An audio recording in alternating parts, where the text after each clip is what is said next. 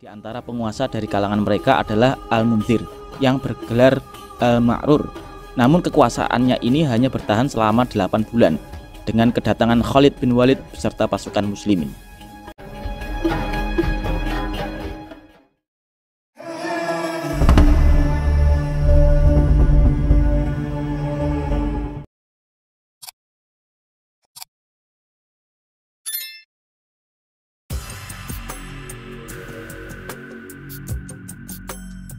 Raja-raja di Hirah.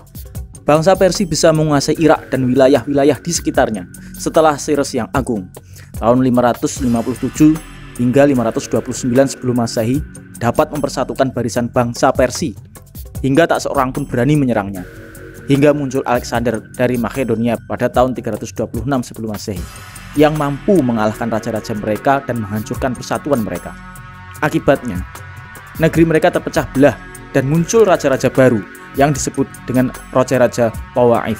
Raja-raja Tawaif ini berkuasa atas wilayah-wilayahnya sendiri secara terpecah hingga tahun 230 sebelum Masehi. Pada era kekuasaan raja-raja Tawaif ini, orang-orang Qohtan berpindah dan menguasai daerah subur di Irak. Kemudian mereka bergabung dengan keturunan Adnan yang juga berhijrah dan mereka bersama-sama menguasai sebagian dari Jazirah Efrat. Kekuatan bangsa Persia kembali bangkit pada era Ardashir, pendiri pemerintahan Sasaniyah sejak tahun 226 Masehi. Dia berhasil mempersatukan bangsa Persia dan menguasai orang-orang Arab yang menetap di daerah-daerah pinggiran kekuasaannya. Ini merupakan sebab kepindahan orang-orang Quda'ah ke Syam, sedangkan penduduk Hirah dan Anbar tunduk kepada Ardashir. Pada era Ardashir inilah Juzaimah al-Waddah berkuasa atas Hirah dan sebagian penduduk Irak serta daerahnya Robi'ah dan Mudhar. Ardashir merasa mustahil dapat menguasai bangsa Arab secara langsung. Namun dia juga tidak mau jika mereka mencaplok daerah-daerah pinggiran dari kekuasaannya, kecuali jika dia mempunyai beberapa orang yang dapat dipercaya dan mau mendukungnya. Di sisi lain, dia juga bisa meminta tolong Romawi yang bisa diperalat. Dia mengadu domba antara bangsa Arab dan Syam dan Irak. Di lingkungan kerajaan Hirah, dia juga menempatkan satu batalion dari pasukan Persia. Amru bin Adi bin Nasir al-Lakhmi naik tahta di Hirah, menggantikan Juzaimah yang dunia pada tahun 268 Masehi, yang mengawali era kekuasaan raja-raja Lakhmi pada masa Kisra Sabur bin Ardashir. Beberapa raja dari kalangan Lakhmi tetap berkuasa setelah itu di Hirah hingga tiba era kekuasaan Qubadz bin Fairuz di Persia. Pada saat itu yang berkuasa adalah Mazdak yang mengajak kepada gaya hidup permisivisme. Permisivisme.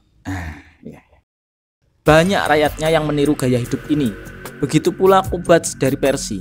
Qubadz mengirim utusan kepada Raja Hirah, yaitu Al-Munzir bin Ma'us-Sama, mengajaknya untuk memilih jalan hidup ini dan menjadikannya sebagai agama. Namun Al-Munzir menolak ajakan itu dengan sikap kesatria, sehingga Qubadz mengucilkannya. Sebagai pengganti Al-Munzir, dia mengangkat Al-Harits bin Amr bin Hijr al-Kindi setelah memenuhi ajakan Qubadz untuk menerapkan gaya hidup yang diciptakan Mazdak. Pengganti Qubadz adalah Kisra Anushirwan yang sangat benci gaya hidup ini. Dia membunuh Al-Mazdak dan entah berapa banyak para pengikutnya.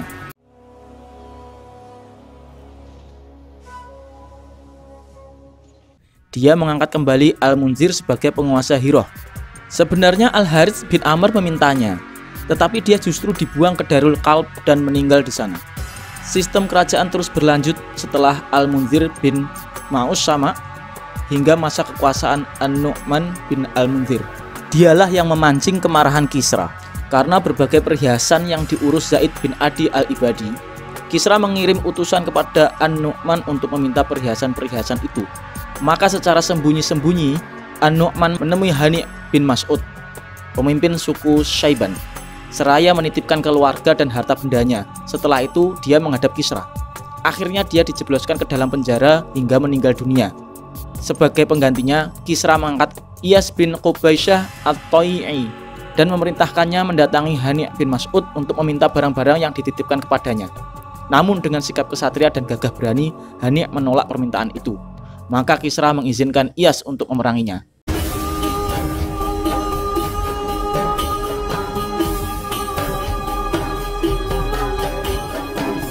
Dengan dibantu pasukan perang Kisra, terjadilah peperangan yang dahsyat antara kedua belah pihak di Dzikor.